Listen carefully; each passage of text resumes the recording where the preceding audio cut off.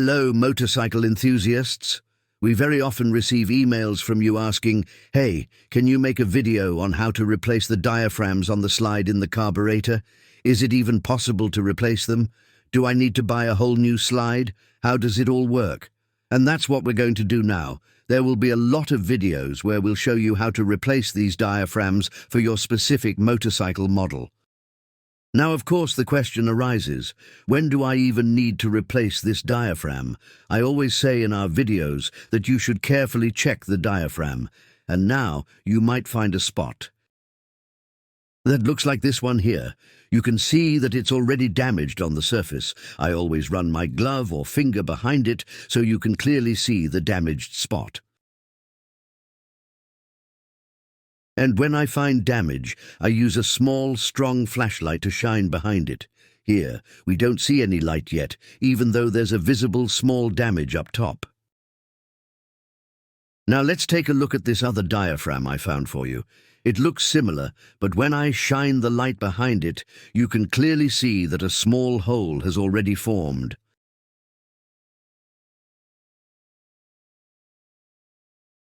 You often find these spots in different areas. Here on the surface, it already looks a bit worn as well. When I shine the light here, you can see a tiny hole. It's a bit of work, but I can tell you that when it looks like this, even if no light shines through yet, it usually won't take long before a small hole forms.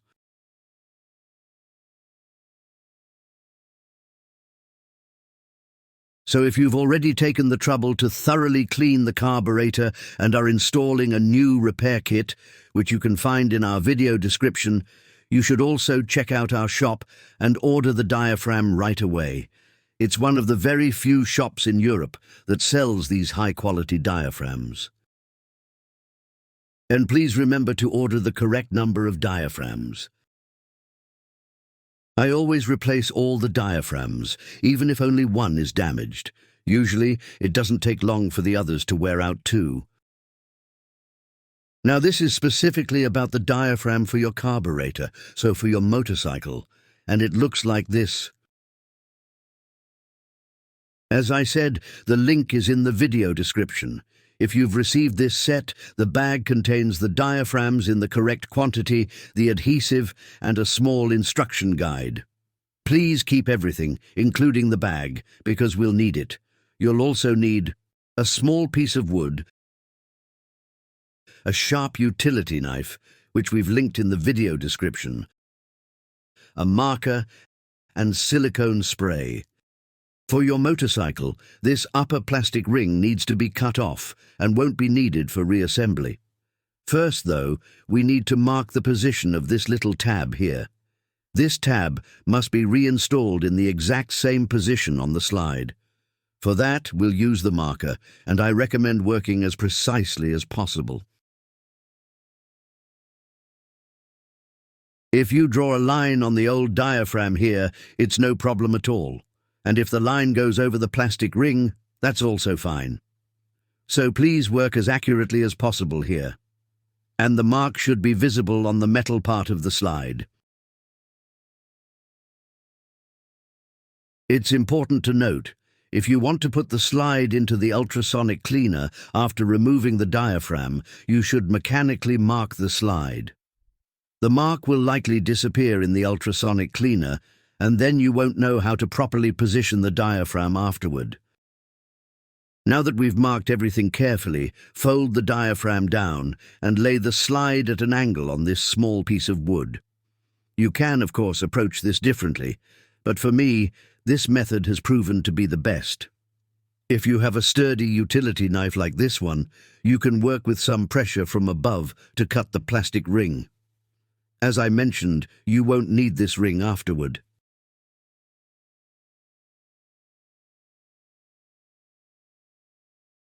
You can also use a pair of side cutters, but I find I can make good progress with this method. It's almost cut through. Now I'm cutting from the other side. The diaphragm is damaged anyway, so if it tears, it's no big deal. Here is the lower ring made of metal, Sometimes it's plastic, so you'll need to be more careful. Please don't damage the lower ring, so work cautiously. Now the plastic ring is open. We can remove it now.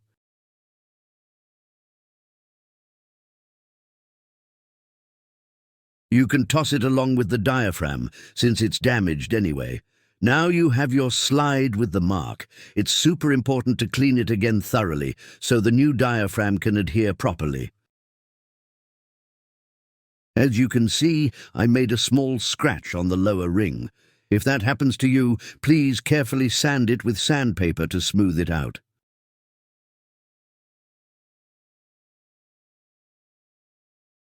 So friends, I have 4 new diaphragms in front of me because I'm working on a carburetor from a 4-cylinder engine.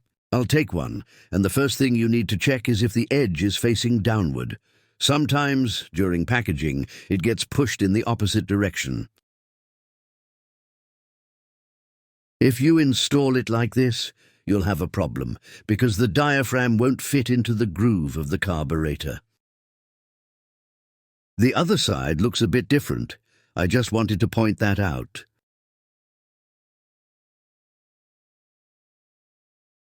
So please pay attention. When you place the diaphragm on your hand, the edge should face downward. This edge will sit in the groove of the carburetor housing.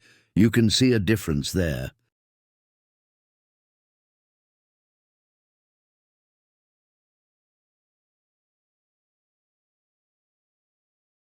Now you can try fitting it without adhesive. It's a bit tricky and takes some practice. The diaphragm needs to be placed with the tab at the marked spot.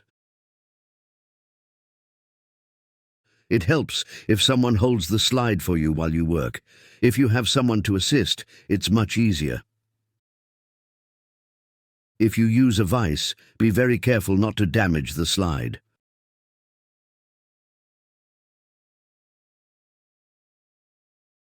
Now this small edge that I'm showing you has to fit into the groove of the slide.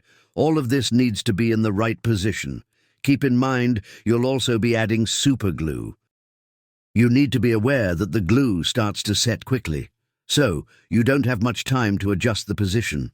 One important note, the glue doesn't affect this surface, but please avoid getting it on the diaphragm itself.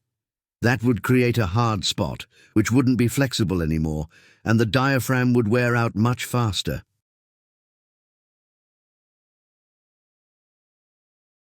I recommend practicing this a few times so you can get the diaphragm aligned with the tab at the marked spot.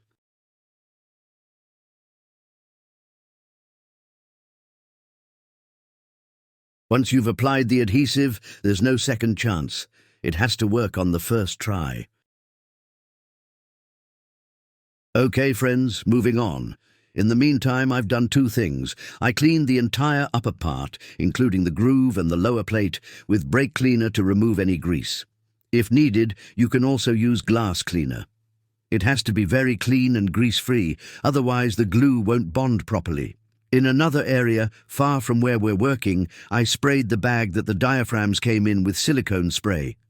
This coats the bag with silicone spray, and you'll need to do this before gluing each diaphragm. We'll be pressing the diaphragm onto that surface, and we don't want it to stick, so we use the silicone spray as a release agent. Now take your slide. As I mentioned, it must be completely clean, and grab the superglue that came with your kit. The diaphragm is ready and checked, and you have it ready to go in the correct position. Personally, I start applying the glue opposite the mark. As I slowly rotate the slide, I eventually see the mark again and know that I'm almost done applying the glue. The glue needs to go into the groove all the way around, and also on the lower plate here, roughly in the middle. A thin layer of glue is enough. Not too close to this edge or that edge. It should be applied around the middle. I'm going to do this carefully now. Take your time, no rush. So I start from the opposite side of the marking, and now I apply the glue thinly into the groove. Try to do it without too many interruptions. If there's a small gap, it's not a problem. Just apply a thin layer, that's enough. Now I can see the marking over here, so I know I'm almost all the way around. Then once more, as I said, in the middle here, add a thin layer of glue.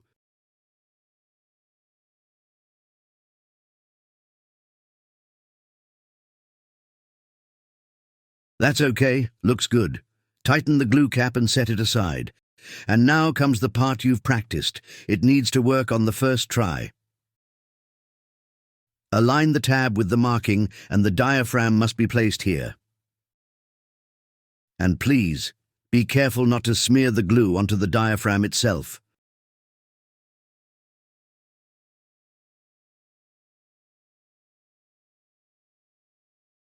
So this is how it looks now. It worked perfectly. Now fold the diaphragm back down very carefully. Now place it on the surface that we sprayed with silicone spray. Now press the diaphragm down for 1 minute. This means applying steady pressure from above for a full minute.